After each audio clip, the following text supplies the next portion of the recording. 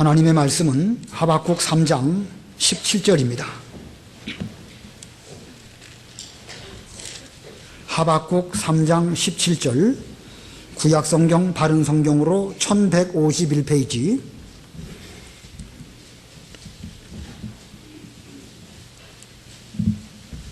바른성경으로 구약성경 1151페이지 하박국 3장 17절입니다.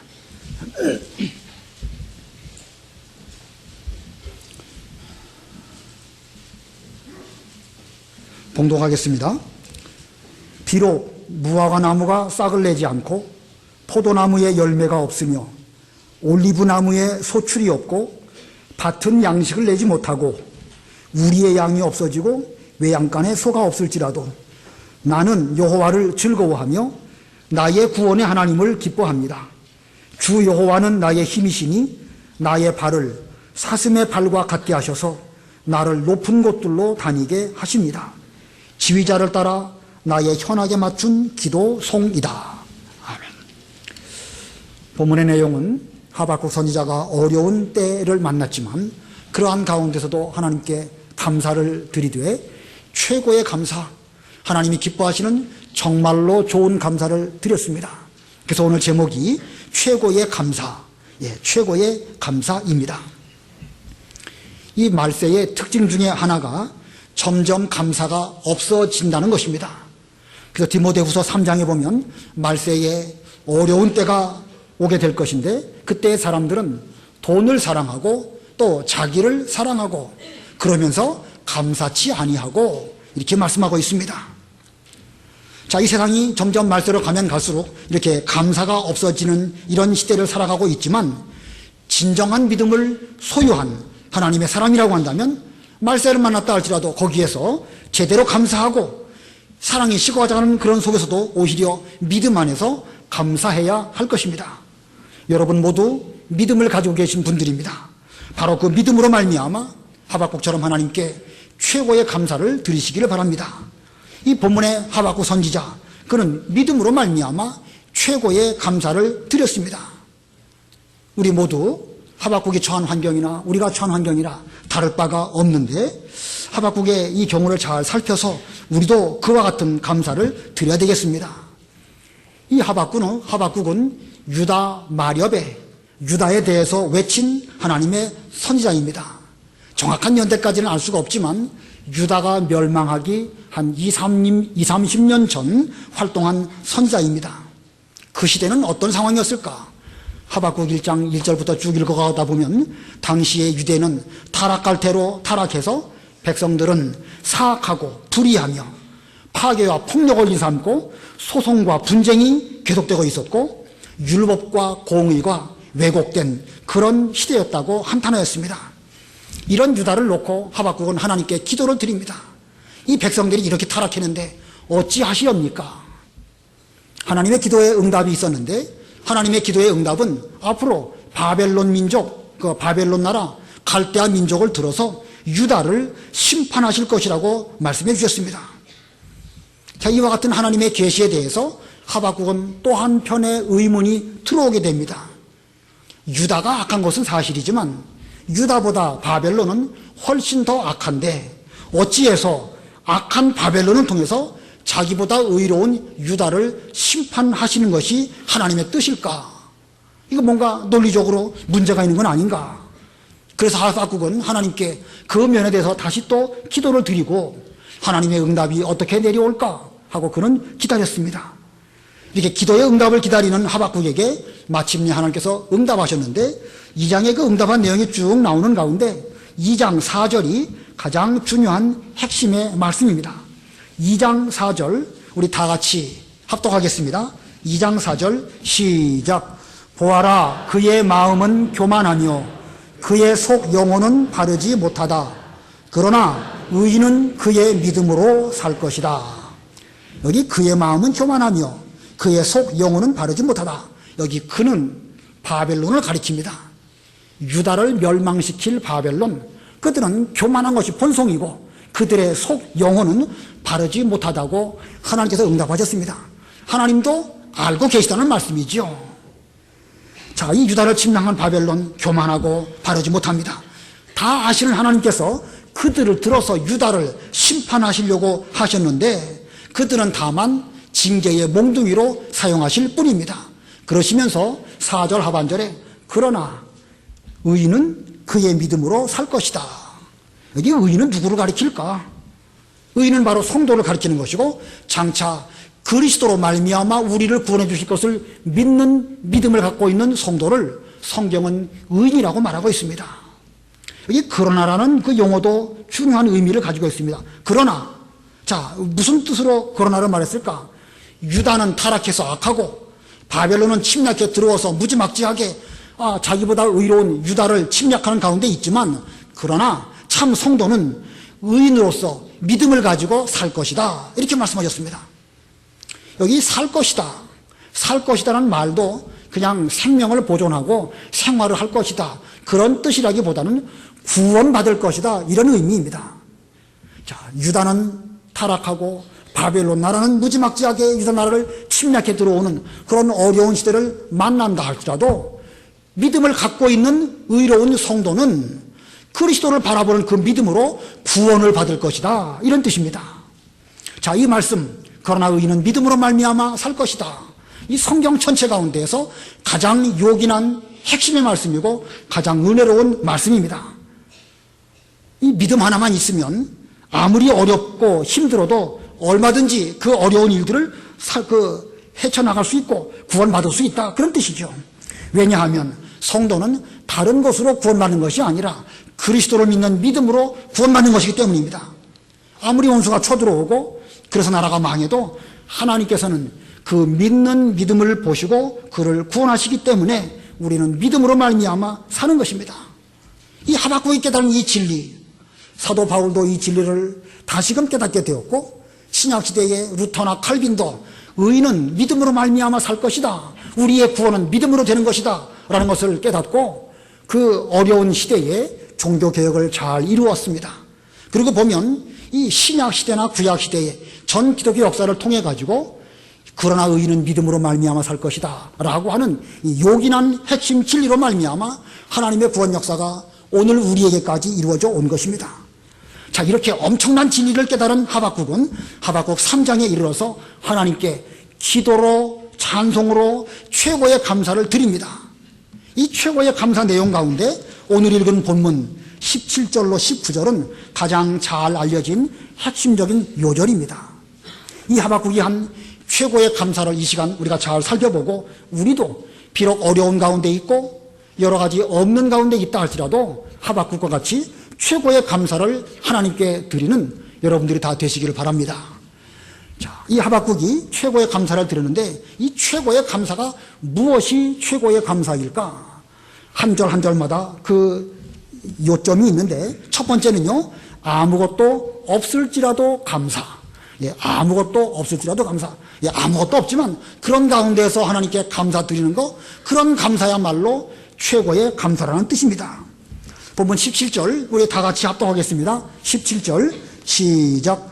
비록 무화과 나무가 싹을 내지 않고 포도나무에 열매가 없으며 올리브 나무에 소출이 없고 밭은 양식을 내지 못하고 우리의 양이 없어지고 외양간에 소가 없을지라도.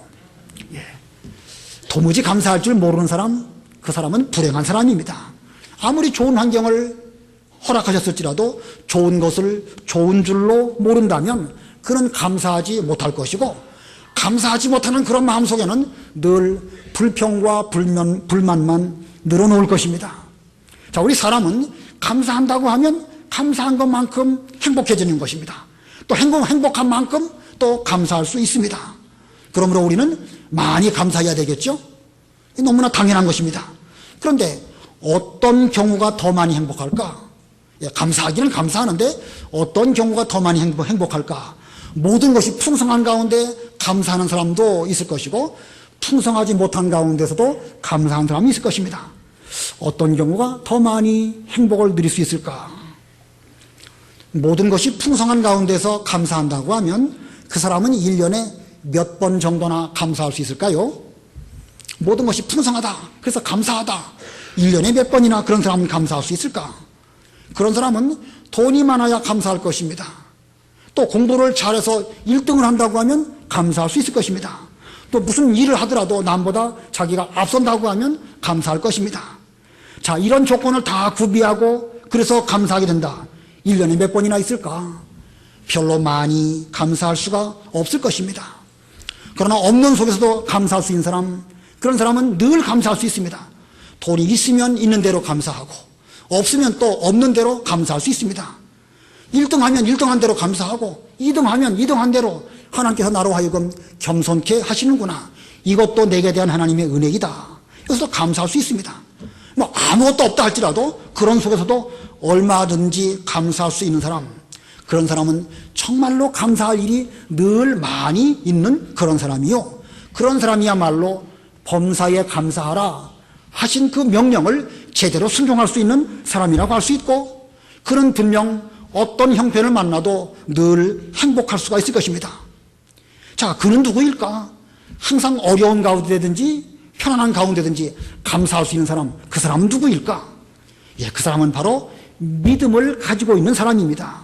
오늘 본문 17절에 보니까 무화과나무, 포도나무, 올리브나무, 양, 소, 이 모든 것들은 유다 백성들이 살아가는 데서 반드시 있어야 할 것들입니다. 물론 우리가 살아가는 데도 이것들이 반드시 있어야 되는 것이죠. 무화과나무는 식용 열매고 포도나무는 먹기도 하지만 또 포도즙을 짜서 마시기도 합니다. 올리브 기름, 등불을 튀기도 하고 식재료로 쓰기도 하고 화장품으로 쓰기도 하는 좋은 기름이 바로 올리브 기름입니다. 소나 양털로 옷을 베입기도 하고 소는 밭을 갈기도 하고 또 그것들을 고기를 먹기도 하고, 이 모든 것들은 하나하나 없다고 하면 우리의 삶을 영위하는데 아주 큰 문제가 있는 그런 것들입니다. 우리의 생존에 위협을 느낄 수 있는 그런 물건들입니다. 그러나 하박국은 꼭 필요한 이것들이 다 없어도 믿음 하나만 있으면 그는 만족하다라고 하면서 하나님께 감사를 드렸습니다.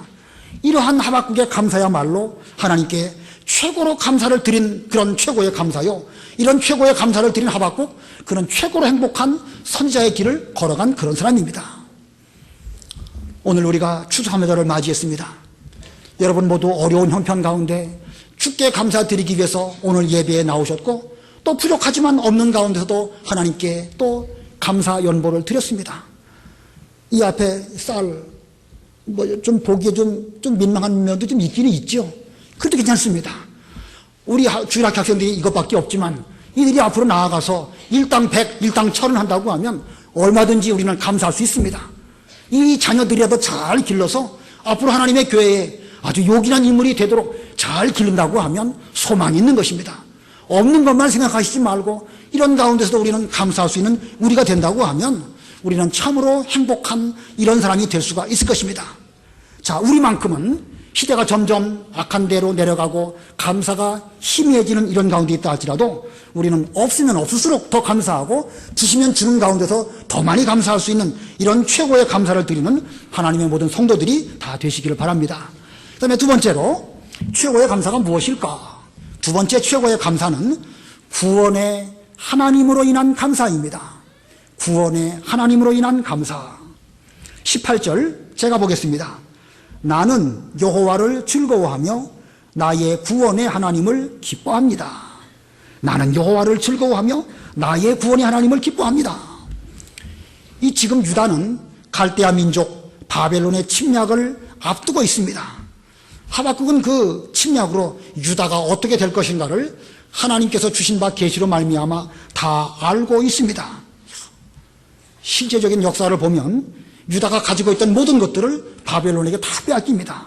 무화과나무, 포도나무는 말할 것도 없고 생존에 필요한 모든 것들은 다 빼앗기고, 심지어 노인들은 또 죽임을 당하고 청년들은 포로 잡혀가는 이런 난국을 만나게 됩니다. 유다 백성들이 자랑하던 솔로몬 성전, 그것도 다 불타버리게 되고, 그 안에 귀하게 쓰임받았던 금, 은, 기명들도 다 빼앗겨가고 바벨론 나라 왕이 그것으로 술 먹는데 그것들을 사용하였습니다. 이거 얼마나 비창한지 모릅니다. 10분의 1이 남아있다 할지라도 그것마저 옮기는 바 될 것이라 우리 이사야 6장에서 배웠죠. 자, 왜 하나님께서는 이렇게 무시무시한 고난을 겪게 하셨을까? 왜 그들로 하여금 그런 고난을 겪게 하셨을까? 구원의 하나님을 바라보라고, 장차 오실 그리스도를 구원의 구주로 소망하는 가운데 살게 하시려고 이런 일을 만나게 하신 것입니다.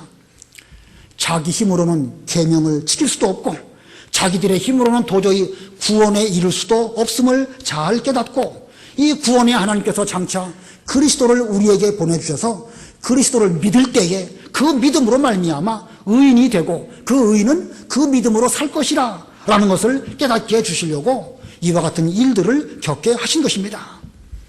자, 이 하박국 선지자, 이제부터 한 20, 30년 뒤에 있을 바벨론 침략도 바라보았지만 거기까지만 바라본 게 아닙니다. 그 뒤 침략 이후에 70년 뒤에 다시 하나님께서 구원을 베풀어 주시고 돌아오게 하실 것도 바라보았고, 또 그때로부터 한 600년쯤 지나서 예수 그리스도가 오셔서 우리에 대한 완전한 구원을 이루실 것도 믿음으로 바라보았습니다. 자, 제가 이것은 만들어서 하는 말이 아니고 성경에 있는 말씀입니다. 하박국 3장 8절 9절 읽어보세요. 하박국 3장 8절 9절. 8절. 주께서 주님의 말들과 구원의 병거들을 타고 오시니 여호와시여 강을 보고 분이 여기십니까? 강들을 노여하십니까? 바다에 진노하십니까? 주께서 정령 활을 꺼내시고 화살 7개를 쏘라고 명하셨습니다. 셀라.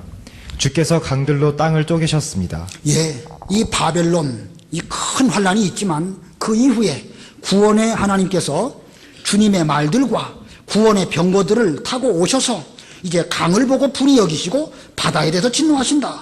여기 강과 바다, 세상 나라를 가리키는 것이고 특별히 구체적으로는 이 바벨론 나라를 가리키는 것입니다. 말을 타고 오시고 구원의 병거를 타고 오신다. 요한계시록에 보면 그리스도께서 흰 말을 타고 오시고 손에는 활을 가지셨는데 이기고 또 이기신다고 그랬습니다. 계시록을 쭉 읽어가다 보면 이 붉은 용, 그 꼬불꼬불한 리오야단이 이 짐승들을 바다로부터 올라오게 해가지고 성도들을 핍박하지만 그들을 다 우리 주님께서 다 멸망시키시고 마침내 구원을 이루실 것을 계시록이 우리들에게 보여주고 있습니다. 이 하박국은 지금 이와 같은 구원이 이루어지게 될 것을 멀리 멀리 바라보고 있는 것입니다. 그러니까 예수님의 초림도 바라보았지만 의미적으로 볼 때는 재림까지도 멀리 바라본 하박국입니다. 그 뒤로 또 보겠습니다. 하박국 3장 12절 13절 읽어보세요. 12절. 주께서 경노하시며 땅을 활보하시고 분노로 민족들을 짓밟으십니다.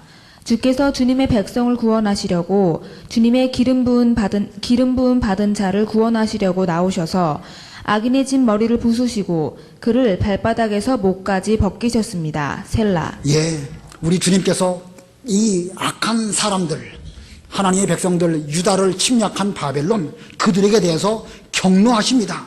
그리고 땅을 활보하시고 분노로 그 악한 민족들을 다 짓밟으셔서 주님의 백성들을 구원하시려고, 주님의 기름 부음 받은 자들을 구원하시려고 오실 것이다.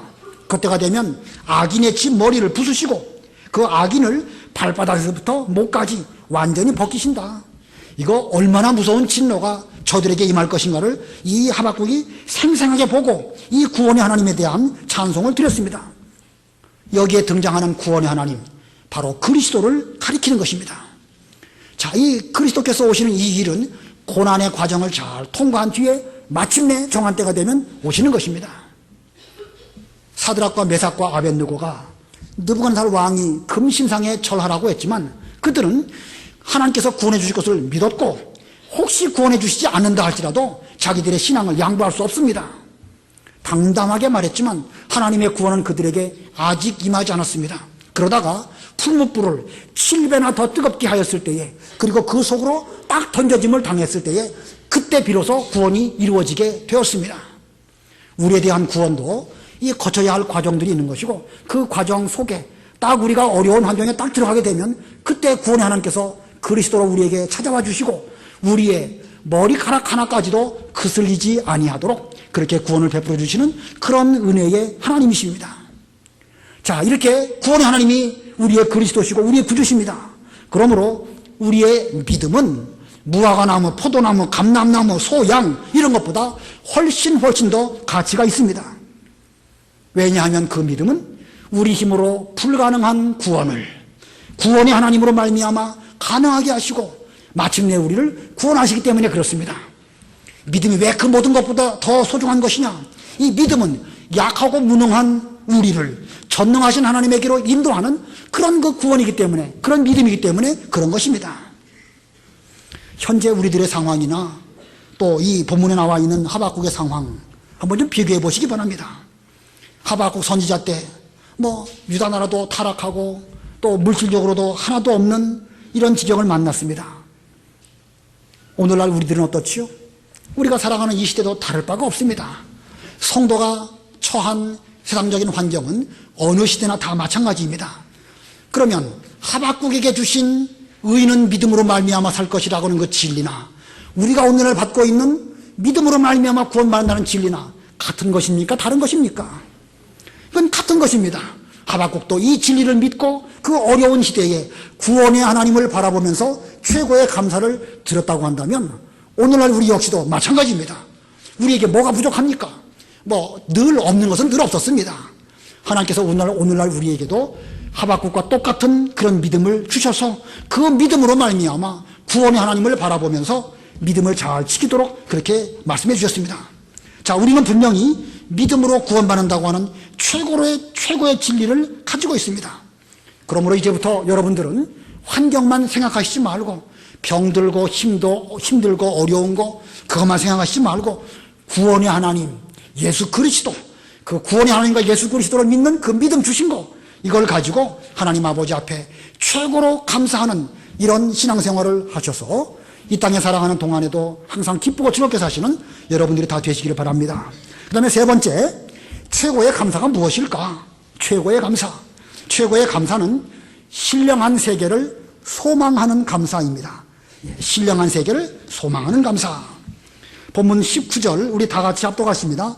19절 시작. 주 여호와는 나의 힘이시니 나의 발을 사슴의 발과 같게 하셔서 나를 높은 곳들로 다니게 하십니다. 지휘자를 따라 나의 현악에 맞춘 기도송이다. 하박국에게는 아무것도 없었지만 주 여호와로 자기의 힘을 삼았습니다.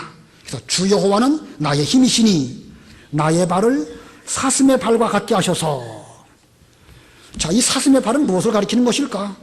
험준한 바위산이라 할지라도 가벼운 사슴의 발은 펄쩍펄쩍 뛰어서 얼마든지 잘 올라갈 수 있는 힘 있는 발, 가벼운 발걸음, 이것을 사슴의 발이라고 시적으로 표현하였습니다.